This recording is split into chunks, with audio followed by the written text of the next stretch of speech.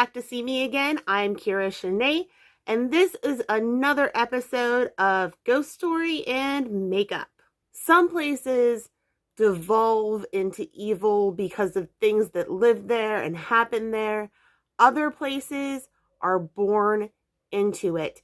And that is what I think happened to the place that is the subject of our story today, which is the Overbrook Asylum in Cedar Grove, New Jersey. At the turn of the century, Essex County found itself in need of a place to house the mentally disturbed, the mentally feeble, and the criminally insane when other local asylums found themselves at mass capacity. Now, at that time, at the turn of the century, it really wasn't unusual at that time for families to just take a member of their family who was showing signs of mental illness and drop them at these establishments because they really had no idea how to deal with mental health issues at the time. And honestly, when they dropped them off at these places, they were dropping them off to doctors who also had very little idea how to treat these patients because psychotherapy was really in its infancy in the early, mid, and later 19th century. Let's just talk for a moment about what could get you thrown into an insane asylum in the late 1800s. Now, I say late 1800s, but the truth is that up until we really had a good understanding of psychiatry and methods of treating it, a lot of this still went on because people just didn't understand mental health issues. So people were thrown into these asylums for an array of issues that really weren't psychiatric at all. So people could easily, well, I say people, so women could easily find themselves in one of these institutions for really obscure things. For instance, if you happen to be a woman who missed a menstrual cycle or never had them begin, you might find yourself in a psychiatric asylum. Now, with modern medicine, we all know that there's an array of health conditions that causes women to miss or never develop their menstrual cycles, like PCOS, etc., etc. But back then, they believed that this was related to mental health, and those women were shipped off to asylums because they believed that it was some kind of psychosis causing their bodies to not operate correctly. Another affliction that could get you thrown into an asylum as a woman during this time period was enjoying sex too much. And this was considered a psychiatric condition that would get you thrown again into an asylum. So you had to fake not liking it, I guess. Finally, and I think incredibly despicably, something else that could get you thrown into an asylum as a woman during the 19th century was simply exhaustion. Now, women during this time period had a lot of work to do. Taking care of the house, taking care of children was innumerous, the amount of work that these women had to put into everyday living. And if they showed any signs of exhaustion, their husbands could take them and have them locked away into an asylum simply because, again, this was considered a mental health disorder. And in the end, these women whose husbands sent them to these places, or brothers or fathers or whoever, found themselves locked up right next to people who were deemed criminally insane. So with Essex County needing a place to house all of these individuals, the Overbrook Asylum, also known as the Essex County Hospital, was built in 1896. At the time, it was just a one-building facility used to treat the mentally ill. And again, I can't stress this enough, at the time, psychotherapy was just in its infancy. So the unfortunate souls who found themselves there were maybe less patients and more like guinea pigs. And I say that because if you know anything about the methods that doctors use to treat mental illness early on, you'll know that those procedures were really nothing short of barbaric. Often in institutions like these, patients were locked up and placed in isolation. Many times after procedures were done, patients were unable to care for themselves and were just left. There are reports in other institutions of them being left to sit in their own waste for days on end. Now, I'm not saying that happened at the Overbrook, but if it operated like any of the other numerous facilities around, one can only guess what might have been happening there. Now, after the Star Building, which was the original building on the land, reached well beyond capacity, another dozen or so buildings were built on the 365 or so acres that the complex owned.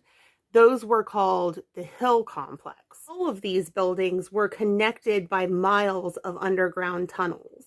The staff could use the tunnels to get from one building to another, but they also used them to transport patients in gurneys from one building to another as well. And I don't know about you, but all of that just screams haunted tunnels to me.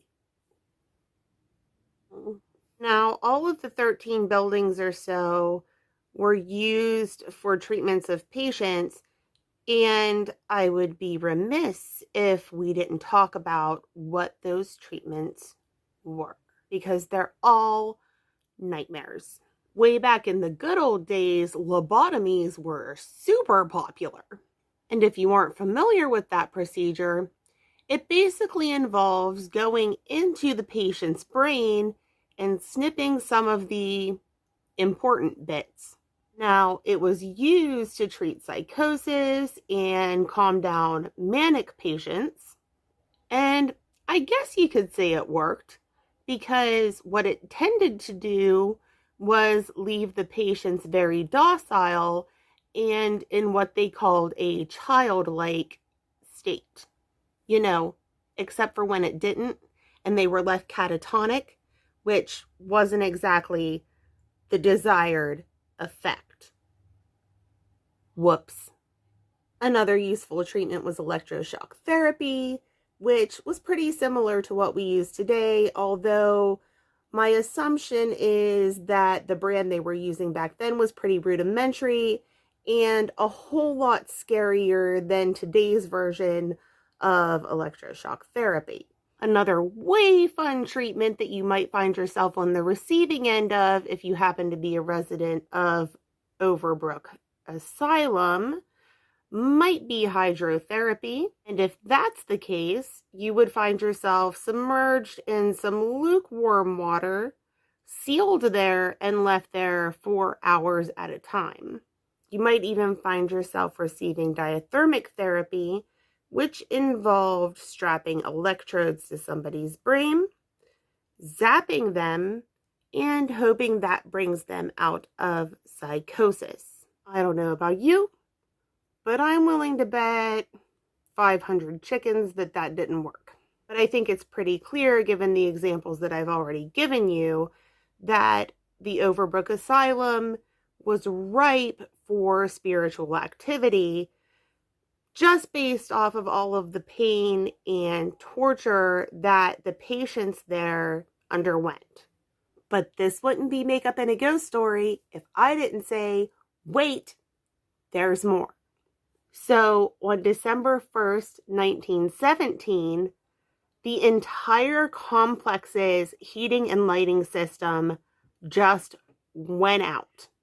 The whole thing wasn't repaired for several days, and as a result, 24 patients died freezing to death in their beds. Then, just at the end of World War II, suddenly and out of nowhere, apparently, 150 patients disappeared into thin air. No record of where they went, nothing, no explanation. Poof, gone, nowhere. And in total, over the years, 10,000 people died inside the Overbrook Asylum. Now, over the years, caretakers and visitors to the complex have admitted that they've seen all kinds of supernatural and paranormal phenomena. One of the main things that they've seen is a nurse in complete turn-of-the-century garb roaming the halls as if she's completing her rounds. Another thing that's been super common at the complex is hearing gurneys coming up and down the hallways, disembodied voices, disembodied footsteps, and even the apparition of patients coming up and down the hallway. And really, the whole place has been kind of like a shrine full of trigger objects, because it was almost as if everybody just picked up and left, because there were clothes and notes and toys and instruments, desks, chairs, everything was just left behind to rot after the place had been shut down, almost like everybody picked up and left all at once. One really wild eyewitness account came from the author Chuck Palahniuk as he was shooting footage for the adaptation of his book Choke inside the Overbrook Asylum. He actually said that 2 of his interns found what looked like satanic altars and animal sacrifices inside, and that one of his teamsters refused to leave the truck because he saw the apparition of the nurse going up and down the hallway. As of right now, the Overbrook and all of its buildings have been demolished, and they are currently in the stages of building luxury townhomes there, which seems like a terrible idea to me, because ghosts don't tend to leave an area once something is gone. They just inhabit the new buildings. So I guess if you're up for living with a ghost, go buy or rent one of those. All right, guys. Well, I'm going to go ahead and put on some eyelashes, and then I'll be right back with your final look. Hey guys, I'm back. I am still loving these Lujo lashes. They are like perfection. If you love them too, there is a discount code in the description, and you will get a percentage off of your order. I highly recommend them. They are the bomb. Anyway, this is our final look. Do you like it? I'm loving it. Anyway, you guys, that's all we have for today. I hope you had fun. I hope that you remember to always love yourself, always be a unicorn, and I'll see you next time. Bye!